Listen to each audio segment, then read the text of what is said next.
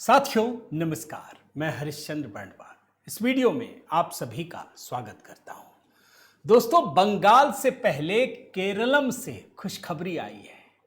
अब किसी को अंदाजा नहीं था, क्यों नहीं था, कोई बात ही नहीं करता। लेकिन मैं अभी आपको दिखाऊंगा दोस्तों कि अमित शाह 6 महीना पहले एक भविष्यवाणी करके गए थे। अभी भी लोगों को पता नहीं है, हवा नहीं है। लेकिन जब मतदान हो गया तो जिस तरीके के रुझान आए हैं, आप सुन करके चौंक जाएंगे। बहुत छोटे छोटे कॉन्स्टिट्यूएंसीज की कहानी आपको दिखाने जा रहा हूं दोस्तों। और इन कॉन्स्टिट्यूएंसीज में एक पैटर्न है। जहां भारतीय जनता पार्टी की उम्मीदें हैं, वहां वोट प्रतिशत बढ़ गया। जहां लग रहा है कि लेफ्ट के मुख्यमंत्री के दावेदार और बाकी बड़े बड़े उम्मीदवार मैदान में हैं, वहां वोटिंग परसेंटेज गिर गया। गजब का पैटर्न है दोस्तों।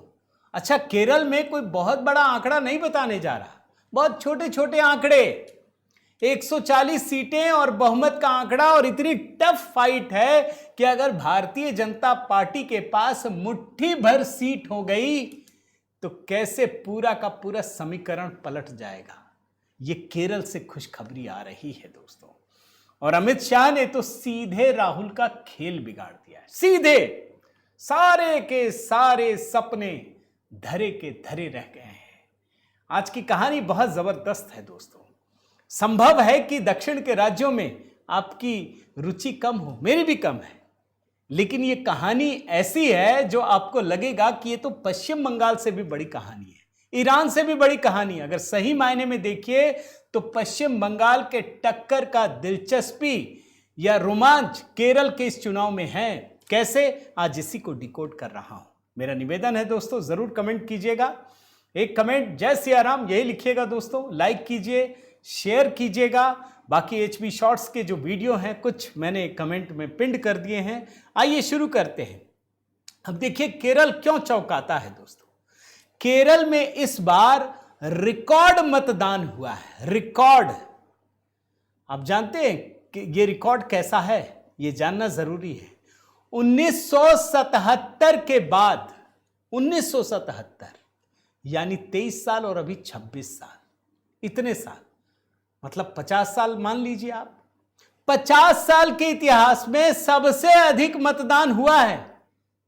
यह बात आप समझिए, 78.27%। आप समझिए, मतलब जो रिकॉर्ड मतदान है उसके करीब पहुंच गया है। यह कहानी है दोस्तों। और पिछले चुनाव से अगर तुलना करूं तो इस बार के चुनाव में 2.27% मतदान ज्यादा हुआ है। वैसे तो एक कहानी यह है कि जैसे ही मतदान का प्रतिशत बढ़ता है, सत्ता पलट जाती है। अब यह थोड़ा सा इसमें डाइसी है, ऐसा अब हर बार होता नहीं है। मध्य प्रदेश में वोटिंग प्रतिशत बढ़ा, गुजरात में बढ़ा तो सत्ता और प्रचंड जीत से आ गई, बिहार में बढ़ा तो और प्रचंड जीत से आ गई। तो अभी उस कहानी को छोड़ दीजिए।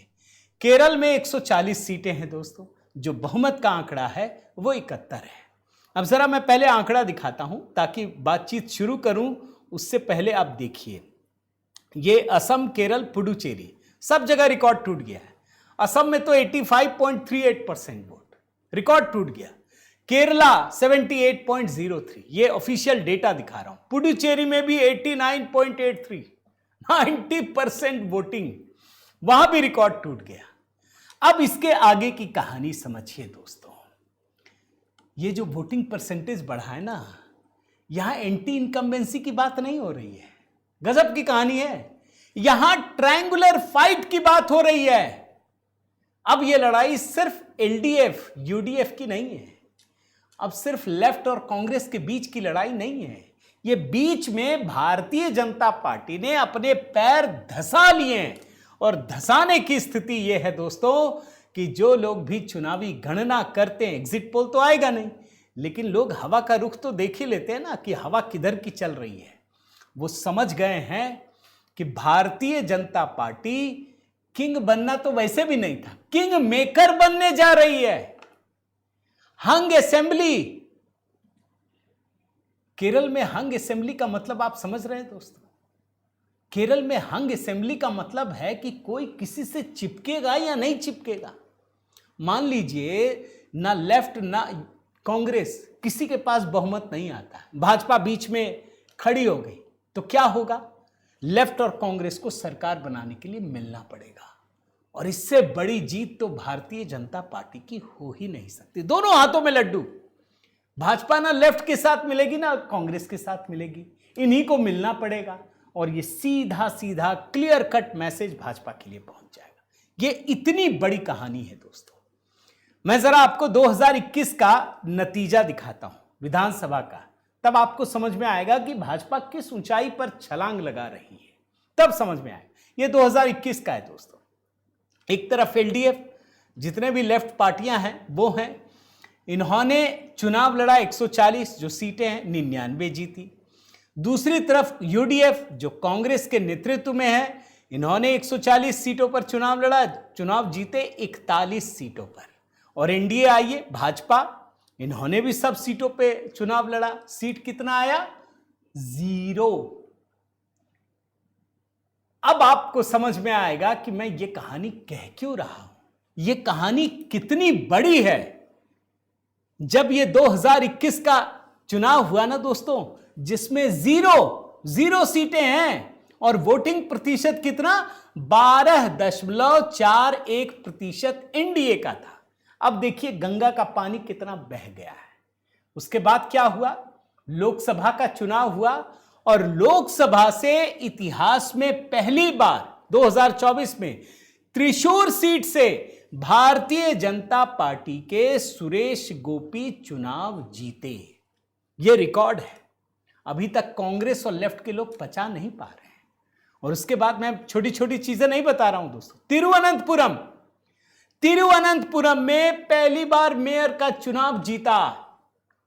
तिरुवनंतपुरम केरल की राजधानी। और तब जाकर के अमित शाह जो गृह मंत्री हैं, 11 जनवरी वो तिरुवनंतपुरम पहुंचते हैं और वो बताते हैं कि लोकसभा चुनाव में हमको 20% वोट मिले थे, और 20 तक तो आने में टाइम लगता है, 40 तक पहुंचने में टाइम नहीं लगता।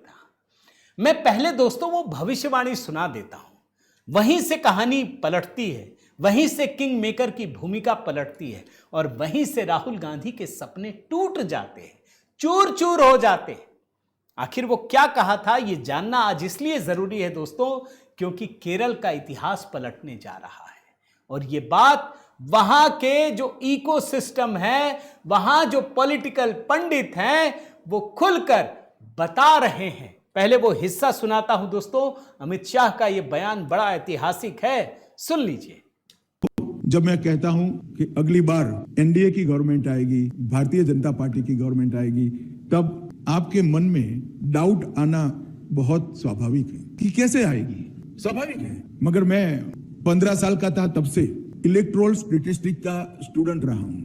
15 साल से मैं देश भर में जितने चुनाव हुए उसके चुनावी आंकड़ों को, इलेक्टोरल स्टैटिस्टिक्स को एनालिसिस करने की आदत मैंने डाली है। मैं आपको कुछ बताना चाहता हूं। इन 2014 लोकसभा इलेक्शन भारतीय जनता पार्टी को 11% वोट मिला, 11% वोट, केरल की बात कर रहा हूं मैं। इन 2019 लोकसभा इलेक्शन केरल में एनडीए को 16% वोट मिला, 11 to 16%। 2024 लोकसभा इलेक्शन में हम 16% से इंक्रीज होकर हम 20% तक पहुंचे हैं। और देश भर की डेमोक्रेटिक पॉलिटिक्स का हिस्ट्री होता है, जो 20% का थ्रेश पार कर लेता है, 20% का लेवल पार कर लेता है, उसको 40 हम 20% तक पहुंचे हैं। और देश भर की डेमोक्रेटिक पॉलिटिक्स का हिस्ट्री होता है, जो 20% का थ्रेश पार कर लेता है, 20% का लेवल पार कर लेता है, उसको 40% तक पहुंचने में 5 साल नहीं लगते हैं, वो जंप लगाकर 20 to 40 जाता है। और इस लोकल बॉडी इलेक्शन में हमने एक एक्सपेरिमेंट करा था कि हम सभी जगह पे भारतीय जनता पार्टी के सिंबल पर चुनाव लड़ेंगे, एनडीए के सिंबल पर चुनाव लड़ेंगे। और परिणाम देखिए, तिरुवनंतपुरम में पहली बार आज भारतीय जनता पार्टी का मेयर बैठा है, और ये बहुत बड़ा परिणाम है। अब अमित शाह जी की इस भविष्यवाणी को ध्यान रखिएगा दोस्तों, यहीं से कहानी खुलती है। और अब मैं आपको वोटिंग पैटर्न बताता हूं। पहले एक बिग पिक्चर, फिर एक एक सीट, कुछ सीटों की कहानी, वहीं से आपको पूरी की पूरी कहानी समझ में आएगी। इस बार चुनाव हुआ दोस्तों 78.03, इतना प्रतिशत मतदान हुआ। 2021 में कितना था? 75.39%। यानी 2021 की तुलना में इस बार 9,21,000 लोगों ने मतदान अधिक किया। 9,21,000, ये ध्यान रखिएगा। और लड़ाई कैसे है? लड़ाई बाइपोलर तो नहीं है, ट्रायंगुलर है। यानी यहां पर एक एक वोट पूरे के पूरे वोटिंग पैटर्न को बदल सकता है। अब जैसे पहला पॉइंट आपको बताता हूं दोस्तों, 2021 में 80% से अधिक जहां मतदान हुए थे, ध्यान से सुनिएगा, उन सीटों की संख्या 20 थी। और इस बार जानते हैं कितनी है? 42 है। जहां 80% से अधिक मतदान हुए, यानी दोगुने से भी ज्यादा। अब जरा एक एक सीट समझिए। नेमम विधानसभा क्षेत्र, यहां से कौन खड़ा है? भारतीय जनता पार्टी के प्रदेश अध्यक्ष राजीव चंद्रशेखर, सीपीएम से हैं वी शिवनकुट्टी और कांग्रेस से साबरी नाथन, तीनों लोग। आप जानते हैं यहां वोटिंग प्रतिशत कितना बढ़ा है? पिछली बार 2021 में 71.49% और इस बार 80.62%। 9% मतदान बढ़ गया दोस्तों, 9%। क्यों? भाजपा के यहां पर प्रदेश अध्यक्ष खड़े हैं। दूसरी सीट वट्टीयूरकावु, त्रिकोणीय मुकाबला। पिछली बार 66.19% और इस बार 76.92%, 10% की बढ़ोतरी। तीसरी सीट देवीकुलम, जहां माकपा के पूर्व विधायक एस राजेंद्रन भाजपा के टिकट पर चुनाव लड़ रहे हैं। वहां मतदान पिछली बार था 68.53% और अब 77.87%, 9% से अधिक। ये तीनों भाजपा की सीटें आपको बता रहा हूं कितना बड़ा है। अब सत्तारूढ़ एलडीएफ, उसके खिलाफ हवा कैसे चल रही है वो भी समझिए। अंबाला पूझा, हो सकता है नाम में कहीं प्रोनाउंसिएशन में कंफ्यूजन हो दोस्तों, तो माफ कर दीजिएगा। अंबाला पूझा में जहां सीपीएम के बागी पूर्व मंत्री जी सुधाकरण का मुकाबला माकपा के एच सलाम से है। वहां पिछली बार 76.82% और इस बार 80.75%, यानी 4% की बढ़त। यानी ये सत्तारूढ़ दल के खिलाफ एक बड़ी हवा है। कन्नौर माकपा का गढ़ है, ये पारंपरिक क्षेत्र है। वहां मामूली गिरावट देखी गई, मतलब माकपा का गढ़ है, गिरावट आ गई। पय्यानूर, यहां पर भी पहले 81.87%, अब 80.57%, यह गढ़ है। ताली परंबा, यहां 83.44%, गिरकर हो गया 81.01%। धर्मदाम, जहां पिनरई विजयम है, खुद मुख्यमंत्री हैं, जनादेश मांग रहे हैं। मतदान प्रतिशत पहले था 83.33%, घटकर हो गया 81.44%, 2% से ज्यादा गिर गया। यानी एलडीएफ के खिलाफ हवा है, वोटिंग प्रतिशत गिर रहा है। जहां भाजपा में उम्मीदें, वहां बढ़ रहा है। मैं 8 सीटें ऐसी बता सकता हूं दोस्तों, जहां भाजपा के लिए उम्मीदें प्रचंड है, जोर मार रही हैं। जैसे नेमम, मैंने बताया आपको, राजीव चंद्रशेखरन, वहां 9% बढ़ गया। वट्टीयूरकावु, तिरुवनंतपुरम जिले में भाजपा की मजबूत स्थिति है, यहां पर भी 10% मतदान बढ़ा। फिर एक सीट है कजहकुटम, यह आईटी हब है, युवाओं का पैठ है, यहां पर भी 2.35% की बढ़ोतरी है। 2021 में 76 और अब 78, यह बढ़ोतरी हुई। पालघाट, यह पलक्कड़ नगर पालिका में भाजपा का शासन है, उच्च मतदान भाजपा के पक्ष में है। 2021 में 77.85% और इस बार 3% बढ़ गया, 80.56%। त्रिशूर विधानसभा, सुरेश गोपी की जीत हुई है, यहां पर भी जबरदस्त मतदान है, जबरदस्त, यहां तो सांसद ही हैं। फिर इसके अलावा कासरगोड, उत्तर केरल की सीट पर भाजपा पारंपरिक रूप से दूसरे नंबर पर रही है और देखिए यहां पर 4.5%, 4.5% की बढ़ोतरी। 2021 में 74.5 और इस बार 79.06%। ये कासरगोड की बात बता रहा हूं। फिर एक सीट है दोस्तों मजेश्वरम, यहां जीत का अंतर बहुत कम रहता है। पिछले चुनाव में यहां भाजपा मामूली अंतर से हारी थी, यहां भाजपा ने पूरी ताकत लगाई है। और जानते हैं मंजेश्वरम की बात बताऊं दोस्तों, 77% से अधिक मतदान दर्ज किया गया है। पिछली बार 77 से कम था, यानी यहां पर भी बढ़त है। यहां भाजपा का बड़ा दावा है, बड़ा स्टेक। एक सीट है चथन्नूर, कोल्लम जिले की सीट पर भाजपा का वोट शेयर काफी बड़ा है। यहां त्रिकोणीय मुकाबला है और चथन्नूर में इस बार लगभग 77.2% मतदान हुआ है। अब इस खेल को समझिए दोस्तों, जो बातें आ रही हैं वहां से, एग्जिट पोल तो अभी दिखाएंगे नहीं, लेकिन बातें आ गई। बातें ये हैं दोस्तों कि एनडीए कम से कम 5 से 8 सीटें जीत सकता है, 15% वोट शेयर है। इसका मतलब यह हुआ दोस्तों कि जहां 140 सीटें हैं, जहां 71 बहुमत का आंकड़ा है, वहां अगर 5 से 8 सीटें आप जीत गए तो खेल बिगड़ गया, खेल खत्म। या तो आप कोई नहीं बनाएगा त्रिशंकु में, भाजपा कांग्रेस और लेफ्ट वाले बोलेंगे नहीं नहीं हम नहीं मिल सकते, हम तो खत्म हो जाएंगे। तो फिर राष्ट्रपति शासन यानी केंद्र सरकार की सत्ता, और अगर मिल गए तो उससे बढ़िया तो कुछ हो ही नहीं सकता। भाजपा मुख्य विपक्षी पार्टी बन जाएगी और मुख्य विपक्षी नेता का पद इनको मिल जाएगा।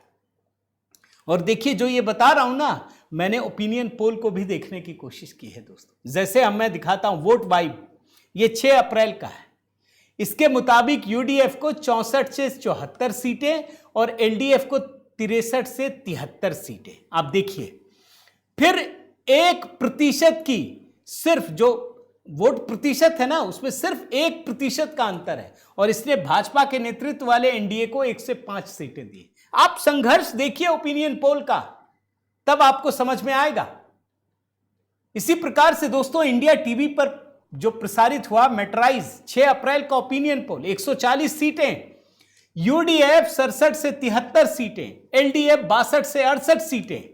अच्छा, इनका जो वोट प्रतिशत है ना, उसमें भी मामूली अंतर है, 39% और 42%, और भाजपा का 15%। भाजपा को भी 3 सीटें मिलने का अनुमान है। फिर एक ओपिनियन पोल देखिए स्पीक मीडिया, यूडीएफ को 72 से 78, एलडीएफ को 58 से 64 और भाजपा के नेतृत्व वाले एनडीए को 2 से 4 सीटें। एक और दिखा देता हूं दोस्तों, ये देखिए मातृभूमि जीएनएन सर्वे, ये तो एकदम जैसे कहते हैं ना कि कांटे की टक्कर, दोनों को बहुमत या दोनों को बहुमत से नीचे।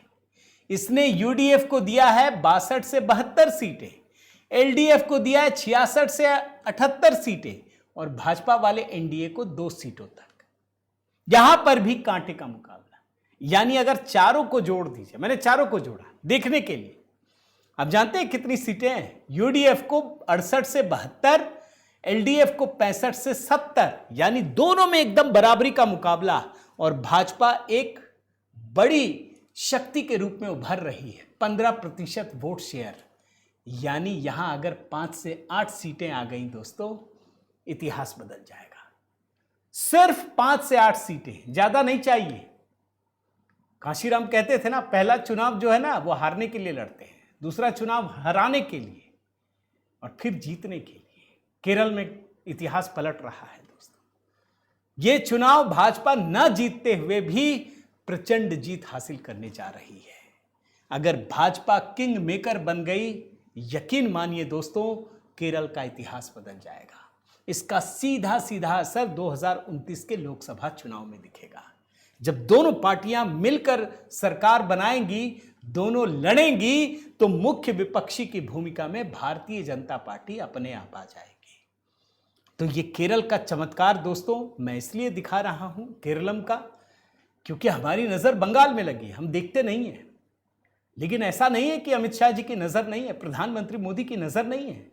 भाई वहां जब प्रधानमंत्री मोदी रैली कर रहे थे तो ऐसी प्रचंड भीड़ जुट रही थी, लोगों का विश्वास है। बस एक कमी जो है वो ये थी कि भाजपा सरकार बना तो पाएगी नहीं, इसमें कई लोग टूट जाते हैं। अब वो नहीं होने वाला है दोस्तों। उम्मीद करता हूं केरल में होने वाले चमत्कार को आप भी देख रहे होंगे और आपको ये वीडियो अच्छा लगा होगा। ज़रूर कमेंट कीजिएगा दोस्तों, एक कमेंट बनता है। लाइक कीजिए, शेयर कीजिए और बने रहिए। और अगर चैनल सब्सक्राइब नहीं किया है दोस्तों, ज़रूर कर लीजिएगा। बहुत बहुत धन्यवाद। जय सिया राम।